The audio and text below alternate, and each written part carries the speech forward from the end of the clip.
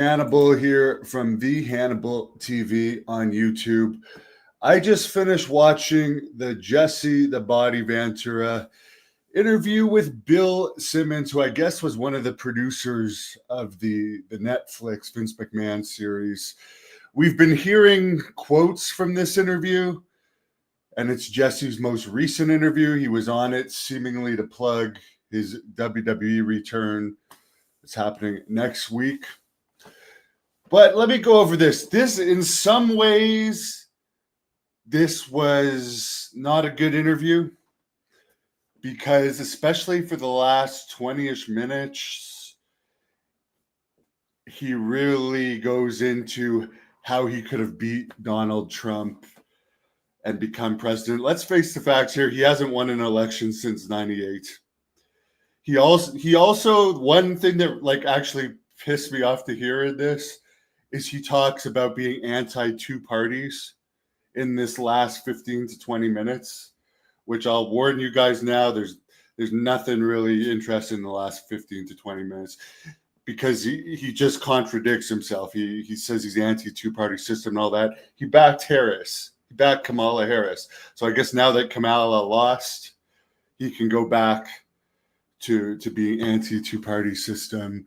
He has said so many times since 98 that he's going to run for president, or he could run, but he doesn't. And it's like, put up or shut up at some point. I don't want to hear you talk about it for 15 minutes if you're never going to do it. I just don't want to hear it.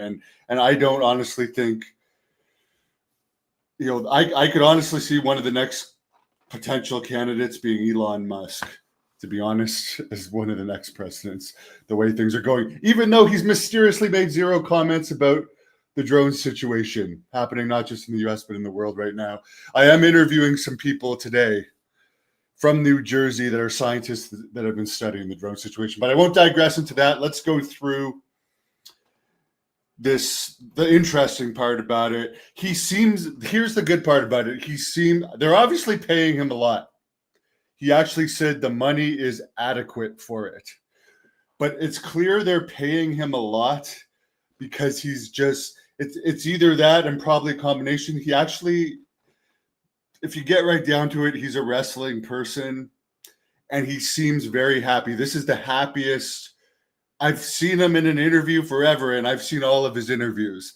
I am a fan of him somewhat. I just don't like his back and forth political stuff or saying he's going to do something that he's not going to do and wasting time talking about that. But as far as a commentator, he might be my favorite commentator of all time. Him and Heenan would definitely be up there. As a heel, I got to like the two best heel commentators by far, hands down. But yeah, he seems very excited about it. He didn't mention one current wrestler in all of this. He did not mention one current wrestler. So that's going to be the interesting thing. Has he even because when he was a commentator before, he was just out of the wrestling business, and he had been in the wrestling business for probably at least 10 years, I would say. Maybe a little less than 10 years. But he was always around wrestling. Now he'll be going back into commentary, which might only be one match. They haven't said how many matches he's going to commentate, but he clearly hasn't watched the product at all because he made absolutely no references to the current product. The closest reference he made to the current product was talking about a recent match between The Rock and Steve Austin, which I'm not exactly sure what WrestleMania that was. I know it happened, I think, at two of them. One of you guys can tell me in the comments. But that was a long time ago. That was over 20 years ago.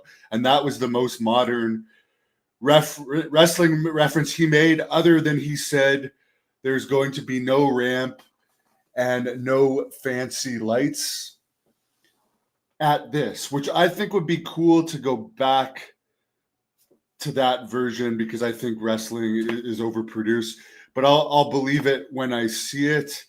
He spent a lot of this interview, and this makes me think that people involved in the current WWE regime possibly don't like McMahon more than possibly don't like McMahon and trying to distance themselves from McMahon, and maybe see the entertainment company he's going to make as competition, because Jesse spent a good amount of time in this interview taking shots at Vince McMahon. Vince McMahon is probably the wrestling personality he talked about in this interview, other than Hogan, the most. He was talking about how he had to sue Vince McMahon, how Vince McMahon refused to do the union. The same story we've been hearing, honestly, forever about the union, and I think it's old news by now. He also took a lot of shots at Hogan, and while I was watching this, it's interesting that they're not using Hogan on Saturday night's main event, since Hogan and Jesse Ventura were like the two main people I think people remember synonymously with Saturday night's main event. And Hogan is currently under a 5-year WWE contract. Hogan just said that on Logan Paul. So it's interesting that at least up to this point, they haven't mentioned Hogan, because the event at the Nassau Coliseum is not sold out yet, where you would think if Hogan was mentioned, it might boost ticket sales and interest. Because as I said, as far as the main event of Kevin Owens against Cody Rhodes, that's a flat main event. Nobody thinks Kevin Owens is going to win.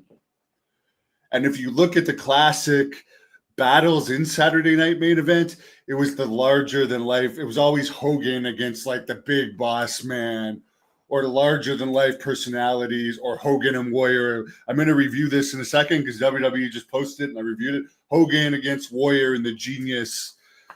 Hogan with Warrior against the Genius and Perfect. Like, those are like crazy characters. So we're going to Cody Rhodes against the fat guy in the t-shirt for the main event. A very plain looking, unsuperhuman looking guy. So it's like, as far as the actual match as the main event itself, it's a crap main event as far as mainstream interest. The main reason to watch it, I think, is for Jesse's commentary and to see what setup they're going to use, if it is going to be an old school setup. He talked a lot about his friendship with Arnold. That was another thing that came up about McMahon, that McMahon, he left McMahon when he went to do the Running Man with Arnold, and he had done the negotiations for his contract renewal with McMahon after he already had the Running Man movie gig locked in. So yeah, I mean, he was taking. There was so many shots at McMahon in this. It was clear that you'd have to think because he's under contract. He did say for four shows in 2000, they're going to be done quarterly. So I don't know if there's 100% 4 shows in 2025, but there's 4 shows at least. One in December, one in January, and then at least 2 or 3 other of these specials. But yeah, he talked about Hogan being very controlling. He made it seem like his character in Predator. I mean, there was a famous line in it, but he made it seem like his character in Predator was the most important character other than Arnold. He mentioned that his character was the only character that got a funeral. I'll be honest, I've never really watched Predator. I've only seen clips of it. It hasn't really interested me. I saw Running Man. It's not one of Arnold's better movies, but good. I think it's cool that Jesse had the job. He also took shots at he took a big shot at Eric Bischoff and Hogan for getting him fired from WCW. He claimed in this that he helped Eric Bischoff get his executive vice president job, and then Bischoff got Hogan hired after that, and then they fired Jesse. Which I do believe that. I do believe that Hogan probably got him fired. They clearly have never liked each other. And to Bischoff, I understand Bischoff's perspective. Wrestling's a cutthroat business. And although Jesse is one of the best commentators of all time, Hogan was worth more. But yeah, overall, as I said, other than he seemed really happy in this, so he's clearly getting a lot of money. He seems to be happy. Oh, the other thing, he kept talking about hell freezing over. Hell freezing over, because he said he'd never go back to work for WWE. He was a guest referee since he left. He did go back to work for McMahon. First of all, he was an XFL contracted commentator for McMahon, which nobody watched because it was a flop and everybody forgets. He was a guest referee, I think, at a SummerSlam, and he was a guest host. So for him, I know he wanted to bury McMahon throughout this whole thing, but he was actually under contract with McMahon for the XFL, did the big SummerSlam thing, and was a guest host in between when he left due to his initial fight with Vince McMahon and now. So I wouldn't say hell froze over. I think it's a matter of he was offered the right amount of money. He didn't comment at all on this regarding McMahon, any of the lawsuit stuff with McMahon. He didn't comment whatsoever on this. So you would have to say that it was somewhat probably regulated by WWE, because that would be a question most people would want to know from Jesse Ventura, what he thinks of all those accusations. And none of that was brought up. And he also said WWE could never control him. They couldn't control him back then. They're not going to be able to control him now. Who knows? I'll get into your questions, though. As I said, my favorite Arnold movie, it's probably Pumping Iron by far. I also like True Lies and Conan. But other than those, I can't honestly say I'm a big fan of the Arnold movies. I never really liked Terminator. Someone gave me a DVD of Twins to rewatch. I didn't like that. The one where he got pregnant, I'd rather forget. Last Action Hero, I'd rather forget. Punk, I would say Punk is a bigger star than Cody. I would say Punk and Roman, I would say. You're entitled to your opinion, but I would say, I agree that it's madness that they have Rhodes against Owens. That's just that's like a mid-card match. Like, that's not a Saturday night's main event match. Jesse in Major League 2. He was in Major League 2. I think I'd have to watch that. Truth Hunter, I think it's a matter that Vince McMahon probably didn't want to pay Jesse as much as whatever he's getting paid now. And they probably wanted to lock him up at this point so AEW doesn't use him for anything. Smash that like button. I agree with that. Jesse does always say the same stories the whole interview, and that's what I said. There wasn't the main thing that was new about it was nice to see him happy, but there was nothing, like, he said the same thing. We'll go back into it. His favorite opponent is Tito Santana. He says that every freaking interview.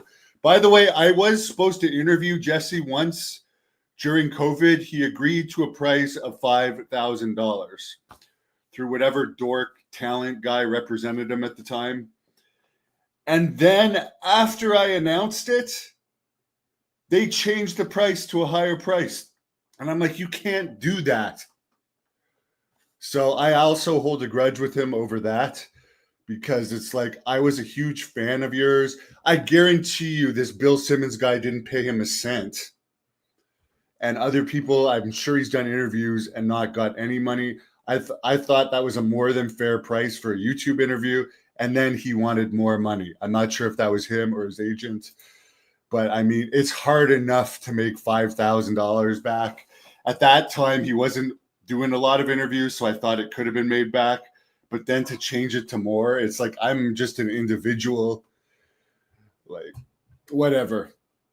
I lost respect for him over that. Changing a deal. This is why I don't think he's a man of his word anymore. He changed that deal with me. That's my direct.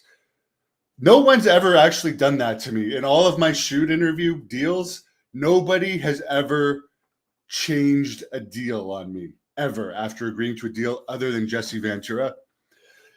And saying back in this interview he doesn't support the two-party system, when just a little bit ago he was putting over Harris. That was bizarre. Also, it was brought up in this that he supported Trump for his first run, and he tried to brush that off like it didn't happen. So I don't know. And I don't know if he publicly supported it, but there was some comment in this that Bill said that he brought up that Jesse didn't always think Trump would be bad. And Jesse brought it up, brushed it off like he never said that. They should bring back the blue steel cage, but honestly, I'm sick of seeing cage matches with no blood. Apparently, I don't know if the Drew McIntyre against Punk one was accidental or not, but like they've had way too many cage matches where instead of blood, they have people jumping off the cage and getting serious injuries. Jesse's comment from Predator is the best known thing from Predator. He also said he was there when Jean-Claude Van Damme was still going to play the Predator. He said none of them knew what the Predator was going to look like until they saw the movie, since Van Damme was off the set. He also said that Cyndi Lauper, and this was a news story for someone that said he always tells the same story. He said that Cyndi Lauper gave him his first hair dye job and then brought him out on stage at a concert.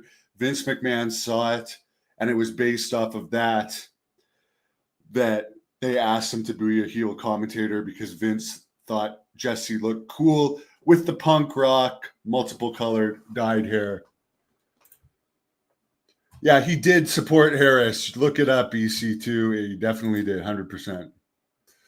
Congratulations, Handsome Grim. I'll be right back with my review of this Saturday night main event match that WWE just posted. Hogan and Warrior against my old friend, the Genius, and Kurt Hennig, one of my favorite wrestlers.